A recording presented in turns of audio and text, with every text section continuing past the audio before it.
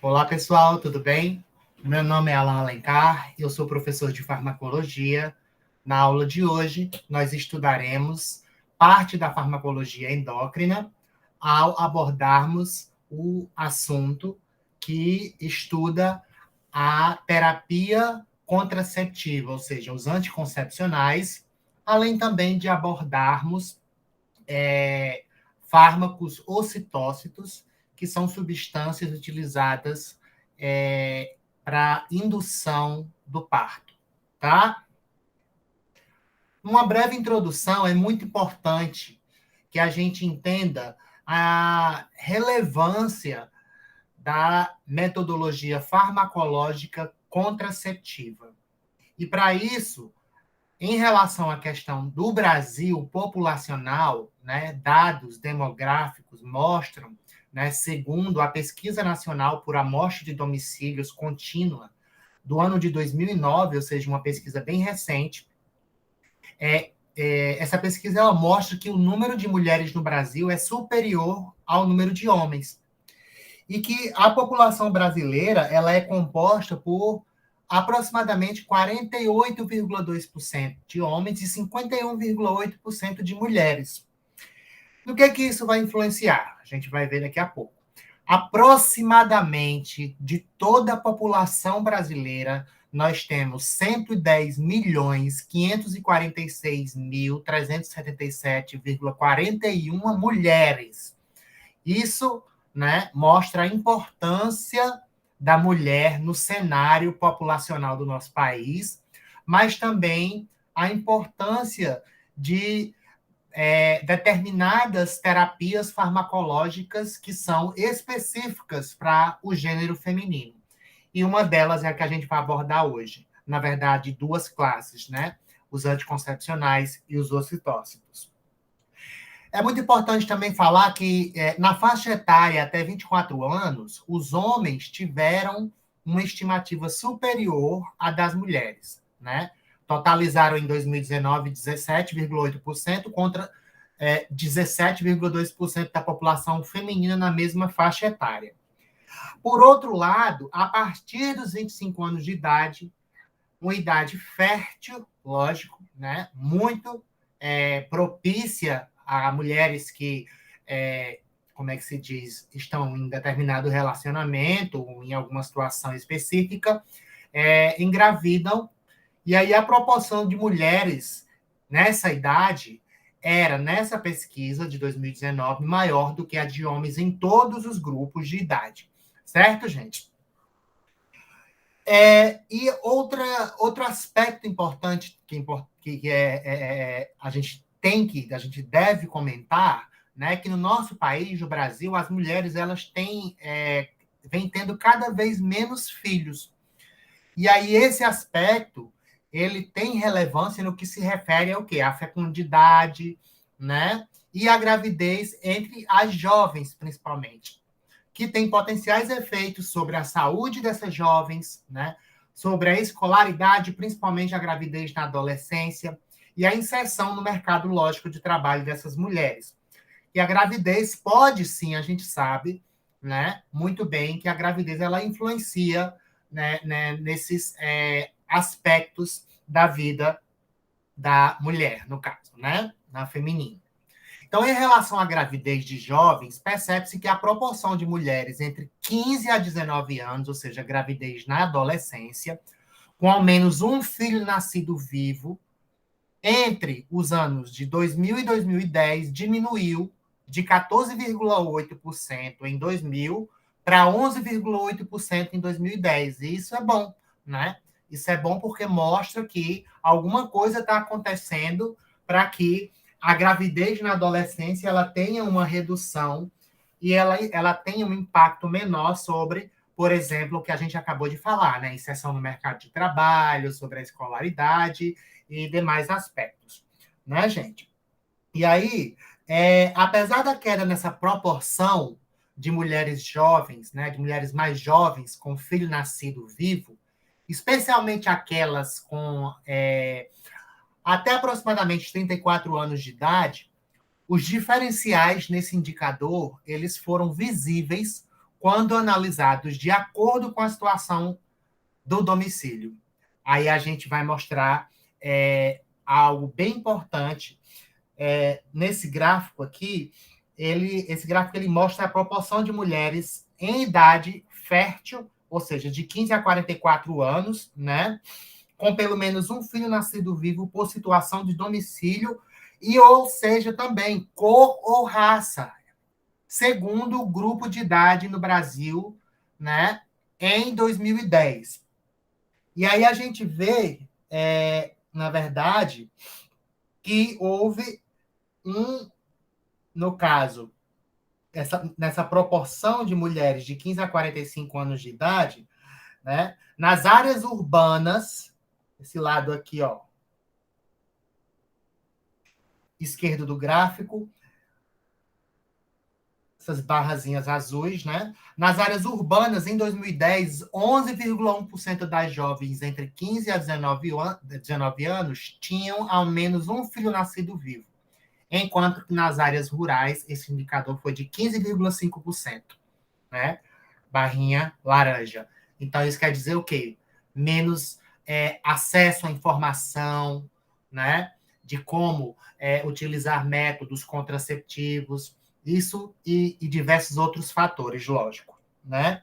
A principal diferença, gente, nesse estudo, nessa faixa etária e nesse grupo, foi encontrada entre as mulheres na faixa etária entre os 25 e 29 anos de idade, em que a proporção daquelas com algum filho foi de 57,9% em áreas urbanas e 75,4% em áreas rurais, para vocês verem, né, a quantidade,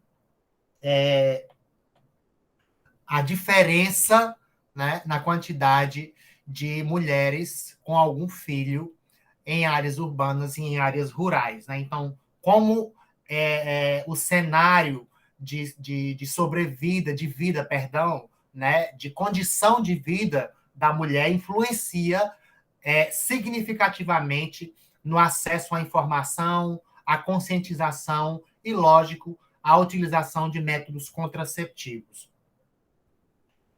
Quando a gente fala dos diferenciais por cor ou raça da mulher, enquanto aproximadamente 8,8% das mulheres brancas de 15 a 19 anos de idade tinham, em 2010, ao menos um filho nascido, como a gente está observando do lado agora direito, né, nessas barrinhas verde representando etnia branca e a preta ou parda pela barrinha roxa, né, lilás.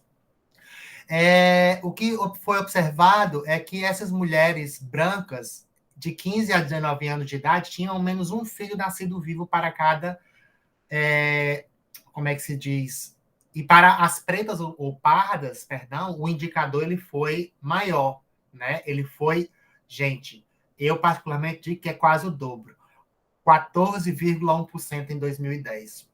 Para vocês verem que absurdo, né, de desigualdade que a gente tem no nosso país em relação a tantos aspectos, inclusive esse aspecto de demografia, que o IBGE mostra para a gente claramente essas diferenças, né? Então, nos grupos de mulheres aqui, ó, que eu destaquei com essa barrinha vermelha, entre 20 a 24 anos e 25 a 29 anos de idade, essa diferença por cor ou raça, ela se ampliou, né? Como a gente observa aqui. A gente observa, ó, entre 20 e 24 anos, aqui subiu de 31, a diferença foi de 31,9 para as mulheres brancas e 45,6 para as mulheres pretas, né? E entre a idade de 25 a 29 anos, 53,4% para as mulheres, né, de mulheres brancas e 63,3% mulheres de etnia negra, né, com ao menos um filho nascido vivo, né? Isso considerando a cor ou raça, certo? E aí, a gravidez na adolescência. Algo muito importante se discutir nos dias de hoje, principalmente em relação aos métodos contraceptivos que a gente vai abordar na nossa aula. Então, existem diferentes fatores que podem estar relacionados à incidência diferenciada na gravidez na adolescência, né? Em determinados contextos, pode haver o quê? Uma pressão social para que as mulheres se casem precocemente e tenham filhos. Isso, eu, hoje em dia, acho que, lógico, diminuiu. Principalmente nas áreas urbanas e principalmente a área urbana em cidades grandes, né? As mulheres, elas têm se tornado cada vez mais independentes, principalmente nesse aspecto. Ou por haver baixa perspectiva dessas adolescentes em relação à escolaridade e ao emprego, né? Ou também devido a lacunas no conhecimento sobre a contracepção. Isso principalmente, como a gente viu nos gráficos anteriores, em regiões rurais, né? Mulheres de etnia negra, né? A condição social muito importante, influenciando significativamente nesses parâmetros, tá? E aí também a gente pode levar em consideração que a gravidez na adolescência ela pode também ser influenciada devido ao acesso limitado a métodos contraceptivos eficazes e em alguns casos extremos que a gente fala, na verdade, essa fonte eu retirei do censo demográfico do IBGE, fala em alguns casos extremos, as adolescentes podem se ver em situação de violência sexual, mas a gente tem visto isso aumentar cada vez mais, né? Inclusive o feminicídio no Brasil. Meninas brasileiras, a taxa de gravidez na adolescência ela caiu, mas ainda assim ficou em 59 nascimentos a cada 1.000 mulheres de 15 a 19 anos de idade em 2019. Essa foi uma pesquisa de indicadores sociais das mulheres no Brasil feitas pelo IBGE, foi publicada agora em 2021, para vocês verem como esse dado é recente, né? Este é um desafio maior ou menor, lógico, dependendo da região brasileira analisada. E aí, enquanto na região sudeste a taxa ficou um pouco acima de 49 nascimentos, né? Como é que se diz? Entre as mulheres, no caso, na adolescência, as meninas, no caso, né? Na região norte do país, passou de 84 nascimentos, para vocês terem ideia, né? E aí, entre os anos de 2010 e 2019, a gravidez na adolescência ela caiu, sim. E isso pode ter acontecido devido ao fortalecimento das ações de prevenção e planejamento familiar e também, lógico, a ampliação do acesso a métodos contraceptivos na rede pública, principalmente, no SUS, né? Mas existem, lógico, fatores agravantes, ou seja, 70% das mulheres, perdão, que esse porcento aqui deveria estar juntinho dos 70, tá? Foi um erro de digitação. Das mulheres não sabem o que fazer caso haja esquecimento de um comprimido de uma pílula anticoncepcional. Menos de 50% sabe quando se inicia um ciclo menstrual, para vocês terem ideia, né? Somente um terço sabe quando que é o período fértil, quando que ela pode engravidar mais facilmente. Então, tudo isso faz a gente entender a importância de se estudar a farmacologia dos anticoncepcionais, certo? E para que a gente estude a farmacologia dos anticoncepcionais, é muito importante que a gente relembre aspectos da neuroendocrinologia feminina, principalmente no que diz respeito ao ciclo menstrual. E aí a gente tem essa figura aqui, onde nós temos o hipotálamo, né? O núcleo arqueado aqui verdinho, ó, tá? O hipotálamo basal medial, essa região aqui, ó, né? E aqui nós temos a glândula hipófise e a adenohipófise. Quando essa figura, a gente aumenta ela, projeta ela de uma maneira maior, ela é uma figura do Goodman e Gilman, livro Goodman e Gilman, 13ª edição, certo? A gente observa o quê? Que exatamente nessa região aqui do hipotálamo, existe esse neurôniozinho aqui, ó, amarelo, que eu estou circulando para vocês. Esse neurônio é o neurônio que produz o hormônio liberador de gonadotropinas, tá? Que a gente lembra lá da neurofisiologia, o GNRH. E se a gente observar, esse neurônio ele pode ser regulado por neurônios noradrenérgicos, por neurônios opioides, dopaminérgicos e GABAérgicos. Além disso, existem estudos que mostram que neurônios glutamatérgicos também participam da regulação, né, da atividade desses neurônios que produzem o GNRH e liberam esse hormônio nessa vasculatura hipotalâmica hipofisária, aqui, ó, que eu estou, né, tá aqui no formato de espiral, destacando para vocês. Então, o GNRH, ele cai nessa região, e aí, quando ele cai nessa região, ele chega até lá na hipófise, e aqui existe um receptorzinho para ele, ó, onde ele se encaixa em células que a gente chama de gonadotropos, certo? Então, existem receptores de GNRH nos gonadotropos, e os gonadotropos são os produtores dos hormônios foliculares, né? O folículo estimulante, o FSH, e o hormônio luteinizante, o LH, certo? E aí a gente observa que quando o GNRH ativa seus receptores no gonadotropo, vai haver liberação.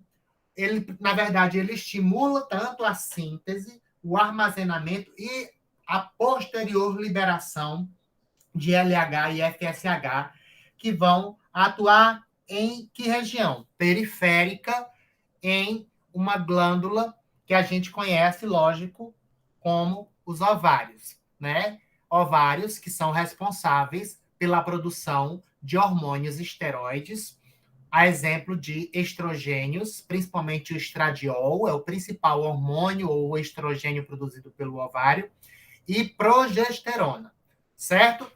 E aí, como é que a gente entende melhor essa figura? Deixa eu limpar essa marcação de caneta aqui para a gente discutir melhor. Então, gente, é muito importante que a gente fale, na verdade, que a gente relembre, porque tudo a gente está relembrando para a gente estudar a farmacologia daqui a pouco, né? Que o ciclo menstrual ele é controlado por uma cascata neuroendócrina. E essa cascata ela vai envolver quem? O hipotálamo, a hipófise e os ovários, né? Então é o eixo hipotálamo, hipófise e ovário, como a gente está observando exatamente nessa figura aqui, né? Hipotálamo, hipófise, ovários, não é? E aí existe uma espécie de oscilador ou relógio neuronal no hipotálamo que é responsável pelo quê? Por disparos que ocorrem de maneira intercalada, em intervalos, e que coincidem com surtos de liberação do GNRH, exatamente aqui, ó, nessa vasculatura, se ligando nesse receptor, certo? E aí, essa vasculatura portal hipotalâmica hipofisária, né, ela é muito importante para que o GNRH consiga chegar até o gonadotrópico. Quando o GNRH ele interage com seu receptor nos gonadotrópicos gonadotrópicos da hipófise, o que é que vai acontecer? Eu falei para vocês, vai haver liberação de LH, de FSH, e isso acontece de maneira pulsátil, ou seja, pulsátil a cada hora, como a gente observa aqui, um pulso de GNRH vai ativar os gonadotropos a liberarem LH e FSH. E isso ocorre, lógico, né, numa amplitude e numa frequência, como a gente observa, né? A amplitude da onda, no caso, e a frequência, que é geralmente, né, de maneira fisiológica, um pico, né, uma regulação, um pulso a cada hora, tá? Então, essa frequência de pulsos de GNRH, ela varia nas diferentes fases do ciclo menstrual. Isso é muito importante para a gente lembrar. E é lógico que isso vai controlar a síntese relativa de como é que se diz, hormônios, como o folículo estimulante e o luteinizante, né? O FSH e o LH. E aí as gonadotropinas, né? LH e FSH, elas regulam quando caem na corrente sanguínea e ativam seus receptores lá nos ovários, né? Elas vão, lógico, regular o crescimento e a maturação daquela primeira célulazinha lá, que é liberada lá no ovário, né? No ciclo menstrual, que a gente conhece como folículo de Greff. E aí, o que é que vai acontecer? Além da maturação do folículo de Greff, o LH e o FSH, eles também vão fazer o quê? Eles vão estimular a produção por parte do ovário, ou seja, a partir do ovário, tanto de estrogênio quanto de progesterona, tá? Deixa eu só fechar um momentinho rapidinho aqui, gente. Perdão. Estava com a sala de bate-papo aqui, estava me atrapalhando. Obrigado pela compreensão. Então, vamos lá. O LH e o FSH que chegam onde? Em que lugar? Que chegam lá nos ovários, eles vão regular o crescimento e a maturação do folículo de Greff, como eu já falei para vocês, isso lá no ovário, bem como também a produção ovariana de estrogênio e de progesterona. E aí, esse estrogênio e essa progesterona que são produzidos pelas células ovarianas, né? Eles vão exercer regulação tanto por retroalimentação negativa ou positiva, ou seja, eles vão, porque eles são lipofílicos, né? São derivados esteroides, e aí eles conseguem chegar lá no sistema nervoso central e fazer o quê? Retroalimentação, feedback de quem? Da hipófise, retroalimentação hipofisária e hipotalâmica também. O estrogênio regula principalmente de maneira positiva ou negativa, ou seja, fazendo feedback ou positivo ou negativo, dependendo do momento do ciclo menstrual. Ele regula principalmente a hipófise, enquanto que a progesterona ela faz essa regulação principalmente fazendo esse feedback do hipotálamo. Tá? E aí, quando o estrogênio e a progesterona recebem estímulo para serem liberados lá das células ovarianas, eles vão regular o ciclo menstrual, principalmente a partir desses mecanismos de retroalimentação positiva e negativa. Né? E aí, o que é que vai acontecer? Quando esse folículo de Greff ele sofre uma maturação e o ovário libera o estrogênio e progesterona que vão exercer essas retroalimentações sobre a hipófise e hipotálamo, o que é que vai acontecer? Como a liberação de GNRH ou do hormônio liberador de gonadotropina, ela é intermitente, ou seja, pulsátil, né? A secreção de LH e de FSH também vai ser pulsátil. Por quê? Porque a secreção desses dois hormônios depende da ativação de receptores do GNRH lá nos gonadotrópicos, né? Então, a frequência de pulso, gente, ela é, eu poderia dizer, predominantemente determinada por uma espécie de relógio neural, que a gente também pode... Existem vários autores que denominam, inclusive, como gerador hipotalâmico de pulsos de GNRH, né? Mas a quantidade de gonadotropina liberada a cada pulso, ou seja, de LH e de RH, e também a amplitude do pulso, né? Como eu falei para vocês aqui, a amplitude desse pulso como é que eu posso dizer? Em grande parte, eu poderia dizer assim, controlada pelas ações dos estrogênios e da progesterona sobre a hipófise. Principalmente estrogênio no começo do ciclo menstrual. A gente vai falar sobre isso melhor no próximo slide. Essa quantidade de gonadotropina liberada em cada pulso, né, também de natureza intermitente, essa liberação pulsátil, é essencial, lógico, para a manutenção dos ciclos menstruais ovarianos normais. Já que quando foi feito um estudo onde o GNRH ele foi infundido, foi feita uma infusão constante de GNRH em um organismo vivo, ele interrompeu a liberação de gonadotropina e a produção de esteroides pelo ovário. Por quê? Porque ele estimula, se for uma ativação constante do receptor de GNRH sobre a hipófise, vai haver a liberação constante de LH e FSH, e esses hormônios vão estimular a liberação constante de estrogênio e progesterona, que vão fazer o quê? Feedback negativo. E aí, por isso que, se não houver uma liberação intermitente ou pulsátil do GNRH, ao invés disso for constante, ocorre interrupção na liberação de gonadotropinas e, lógico, consequentemente, também na produção de de esteroides, como estrogênios, estradiol e progesterona pelo ovário.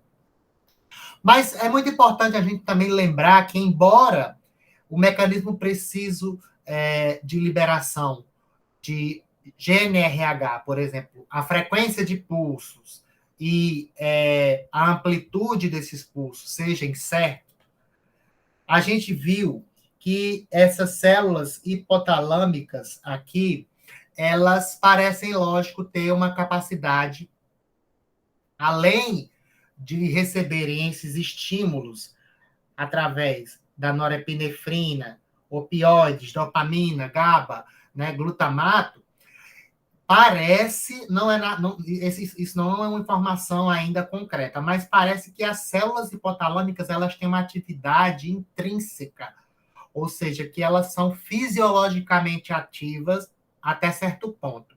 Então, a atividade desses neurônios de GNRH, ela depende tanto das ações reguladoras promovidas por neurotransmissores, quanto também o próprio neurônio se autoexcita, ou seja, ele é fisiologicamente ativo, como uma teoria, isso é uma proposta, né, dos estudiosos.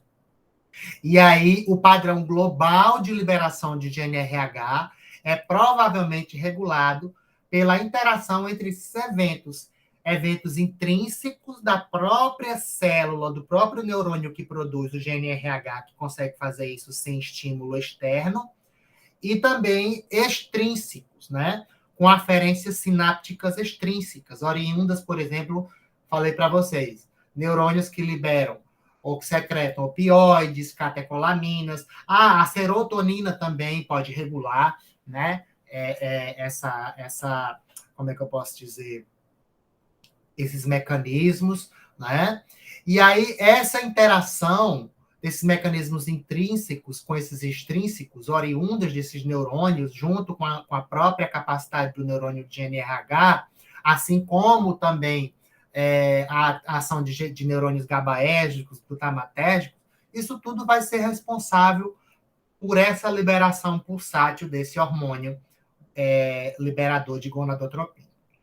E aí os esteroides ovarianos, eles, principalmente a progesterona, ela regula a frequência de quê? De liberação de GNRH, porque ela tem uma ação mais seletiva para o hipotálamo, regulando, né, através de retroalimentação hipotálamo, enquanto estrogênio a hipófise. Mas os mecanismos celulares e moleculares dessa regulação, infelizmente, ainda não são totalmente elucidados. Tá? Essa outra figura, ela mostra, né, o que eu acabei de falar anteriormente, o hipotálamo ativando a adenohipófise, que vai liberar o LH e o FSH, que vão ativar, né, células gonadais lá nos ovários, que é o tecido-alvo, tem o tecido-alvo, perdão, né? E essas gônadas vão liberar esteroides sexuais e também uma substância chamada de inibina. Mas principalmente os esteroides sexuais. Eles vão fazer o quê? Vão voltar, estrogênio agindo lá na adenohipófise, por exemplo, regulando a liberação de LH e de FSH, né? E a progesterona lá no hipotálamo, regulando a liberação de GNRH. Então, vamos começar a falar das fases do ciclo menstrual, né? A gente lembra que a fase inicial ela é chamada de fase folicular, né? Então, a gente tem aqui, fase folicular e fase lútea. Então, se a gente observar o folículo de Graafi, né, esse folículo ovariano pequenininho aqui, o que é que vai acontecer? Nessa fase inicial do ciclo, aquele gerador de pulsos, né, produz com uma frequência, como eu falei para vocês, de cerca de 1 a cada hora, surtos de atividade neuronal que correspondem aos pulsos de secreção do GNRH. E aí esses pulsos eles vão determinar uma liberação pulsátil, né, correspondente também à liberação pulsátil de GNRH, perdão, de LH aqui, representado, e de FSH aqui representado. Certo? E aí, a partir dessa liberação, o FSH, nesse momento, ele vai fazer o quê? No início da fase folicular, no início do ciclo menstrual, o FSH, particularmente esse hormônio, vai fazer com que esse folículo, que a gente chama de folículo de Graafi, amadureça e fique, cresça, um processo de crescimento e comece a secretar estrogênio. E aí, o que é que acontece? Os efeitos desses estrogênios, ou desse estrogênio, né, sobre a hipófise, nesse momento do ciclo, são efeitos inibitórios. Esse estrogênio liberado pelo folículo de Graafi, que foi amadurecido na fase folicular, né, após o crescimento, ele vai fazer um feedback negativo sobre, no caso, a adenohipófise, né? E aí, o que é que vai acontecer? A quantidade de LH e de FSH pela hipófise, por exemplo, a amplitude do pulso de LH diminui, de modo também que os níveis de LH e de FSH vão reduzir o quê? Gradualmente. Então, a gente observa que logo no momento em que ocorre liberação de estrogênio, olha só, a frequência e a amplitude estão bem altas, mas aí houve a liberação de estrogênio. Olha como a amplitude ela reduziu aqui, tá vendo?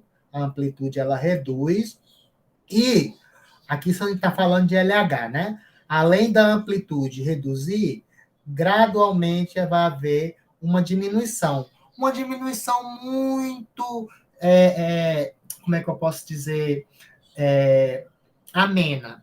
Mas, mesmo assim, ocorre uma diminuição gradual, né? Como se a gente for observar a figura de perto, a gente consegue ver que ocorre gradualmente essa diminuição na concentração sérica de LH e também, na concentração sérica de FSH. Então, esses dois hormônios, eles vão o quê? Eles vão reduzir, tá?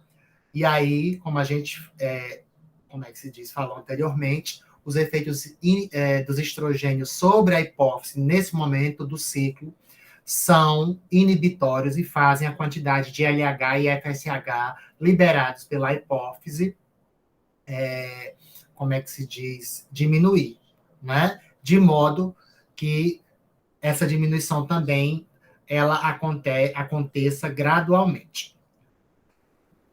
Nessa fase folicular do ciclo, como eu falei para vocês, os estrogênios inibem a liberação de gonadotropina, mas se a gente observar essas concentrações nessas curvas para cada hormônio, inclusive para o estradiol, para o E2, para a progesterona, aqui a gente está vendo endométrio, tá? Que tem duas fases, fase proliferativa e secretora, a gente vai falar sobre isso daqui a pouco, no próximo slide. tá? Na metade do ciclo, aqui, ó, a gente observa que tem um pico de LH, de FSH, e esse pico ele ocorre logo após um pico de estrogênio. Estrogênio esse que continua a ser liberado pela célula que continua crescendo, e aí, além disso, outras células, outros folículos ovarianos, que esse é o folículo primário, né?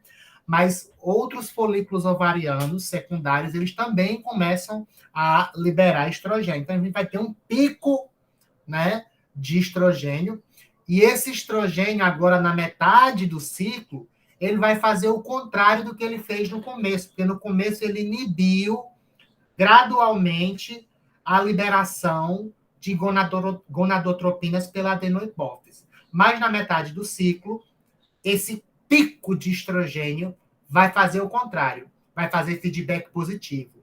Lá na adenohipófise vai estimular, ou eu diria que o estrogênio, nesse momento, principalmente numa concentração plasmática de aproximadamente 150 a 200 picogramas por ml, o estrogênio, nesse momento e nessa concentração plasmática, ele consegue estimular a adenohipófise, fazendo com que ela fique mais sensível à ação de que hormônio, gente? Do GNRH. E aí, como ela vai ficar mais sensível, o GNRH vai conseguir liberar mais LH e FSH, e aí a gente vai observar um pico logo após o aumento no estrogênio, vai haver um aumento de FSH e de LH. Isso é muito importante para a ruptura do folículo e liberação do ócito, certo? E aí, o que é que vai acontecer? Como eu falei para vocês, nessa metade do ciclo, esses estrogênios, eles têm breve ação estimulatória, que aumenta a quantidade liberada e causa um surto de LH. Existe uma seletividade maior para o LH, mas existe também que o FSH ele também aumenta. É importante esse aumento do FSH para que haja a ruptura do folículo. Mas é muito importante, mas o aumento do LH é mais importante ainda, porque depois que o folículo ele rompe, libera o óvulo, o corpo lúteo formado, ele precisa ser estimulado pelo LH para liberar quem agora? Progesterona. E aí, quando o corpo lúteo é formado, a progesterona, estimulada pelo LH, começa a ser liberada. A gente vai ter agora, na fase lútea, depois da ruptura do folículo, liberação de progesterona, não é isso? E o nível sérico de estradiol, que ultrapassou 150, ficou entre 150 a 200 durante cerca de 36 horas, né, promoveu essa elevação duradoura, esse pico de aproximadamente 36 horas de estrogênio, como eu falei para vocês, não inibe mais a liberação de LH e FSH, mas ele vai exercer o quê? Um breve efeito de retroalimentação positiva sobre a hipófise, de modo a fazer o quê, gente? A desencadear um surto pré-ovulatório de LH e de FSH. E aí esse efeito, ele envolve principalmente uma alteração na resposta à hipófise ao GNRH, como eu falei para vocês. E a progesterona, lógico, ela pode contribuir também para o surto de LH na metade do ciclo. Tá? O surto de LH e FSH na metade do ciclo estimula, como eu falei para vocês, a ruptura do folículo e a ovulação em 1 a 2 dias, aproximadamente. Né? A gente está vendo aqui o ciclo menstrual normal de aproximadamente 28 dias. Certo? E aí, em seguida, o folículo ele rompido, ele se transforma no corpo lúteo, como eu mostrei aqui para vocês. Deixa eu limpar essa bagunça aqui rapidinho, tá? E aí, quando ele se transforma no corpo lúteo, o que é que vai acontecer depois que ele se rompe, né? Como é que se diz? Esse efeito do LH, perdão, sobre a maturação agora, ou manutenção do corpo lúteo, influencia o corpo lúteo a produzir como é que se diz, progesterona em grandes quantidades e quantidades menores de estrogênio. Então, a gente observa que a gente vai ter um pico, um aumento brusco na produção de progesterona pelo corpo lúteo, mas há também um aumento na secreção de estrogênio, só que um aumento menor comparado ao aumento de progesterona. Isso é muito importante. Agora, tanto porque a progesterona, que é liberada nessa fase, vai fazer o quê? Feedback negativo lá no hipotálamo, mas ela também vai regular a fase secretora lá no endométrio, tá? Então, na ausência de gestação, o corpo lúteo ele vai parar de funcionar. Se esse óvulo não for fecundado, ele para de funcionar, o nível de progesterona e de esteroide vai cair, ó, cai,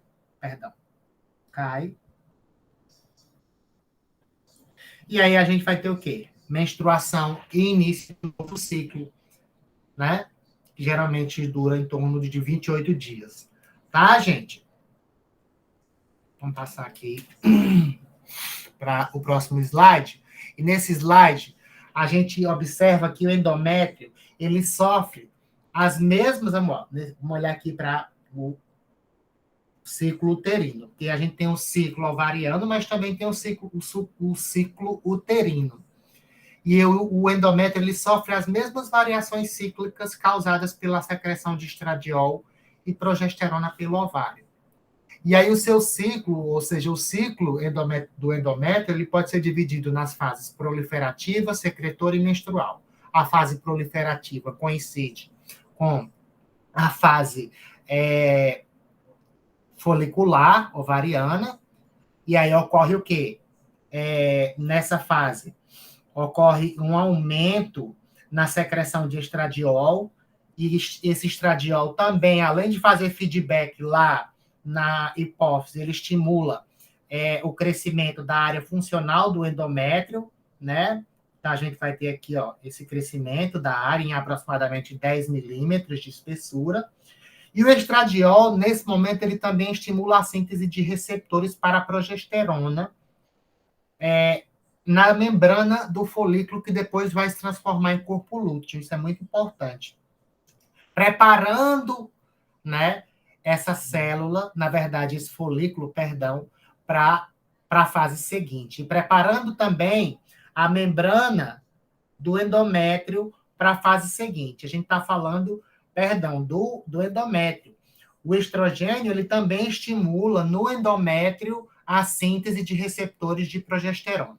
Então, já a fase secretora, ao contrário da proliferativa endometrial, a fase secretora do endométrio, ela coincide com a fase luteínica do ovário. Então, o aumento da secreção de progesterona nessa fase secretora estimula o desenvolvimento do endométrio para que ocorra o processo de nidação, né? O óvulo fecundado consiga se implantar lá no endométrio, né? Ele vai se tornar mais vascularizado, né? E tudo mais.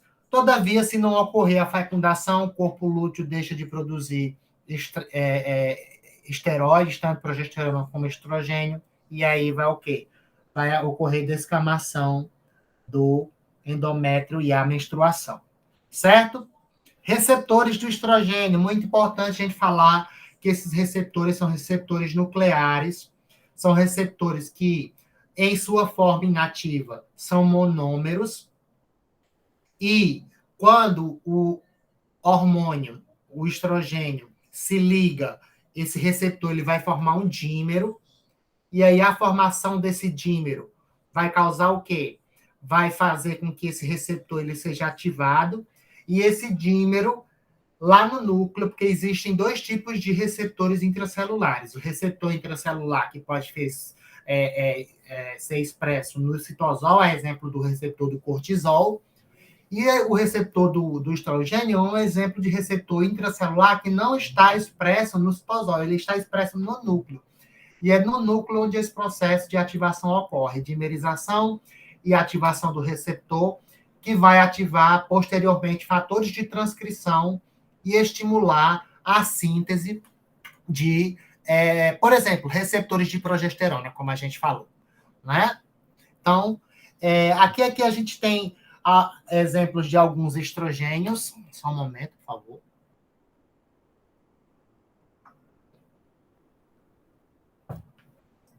Exemplos, né? A fórmula estrutural, né, básica dos estrogênios, né? Dos esteroides estrogênios e os seus derivados. O estradiol, que é o principal liberado lá dos ovários, né? A gente tem aqui o etinil-estradiol, que é bastante utilizado como nos contraceptivos hormonais combinados, principalmente porque ele tem uma alta taxa de absorção e uma boa biodisponibilidade. Mestranol, sulfato de estrona e a equilina, né? A gente também tem aqui compostos que não são esteroide, mas eles têm atividade, conseguem ativar receptores de estrogênio, como o dietilestilbestrol, o bisfenol A e a genisteína, certo? Progestinas, que são, no caso, compostos com atividades biológicas semelhantes à da progesterona, e aí por isso que eles são designados como progestinas. Pode ser também chamado de agentes progestacionais, progestágenos, progestogênios, gestágenos ou gestagênios, tá? A gente tem exemplos aqui de progestinas similares à progesterona, são os pregnanos, como a própria, tem aqui a progesterona, que é o protótipo, né? O acetato medroxi progesterona.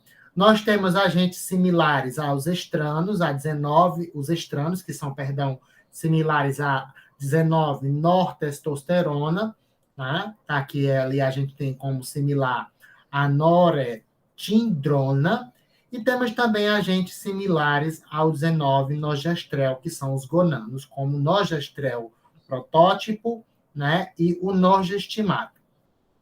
É importante falar, gente, que as progestinas elas são divididas em gerações, que a gente vai destacar isso daqui a alguns instantes, certo?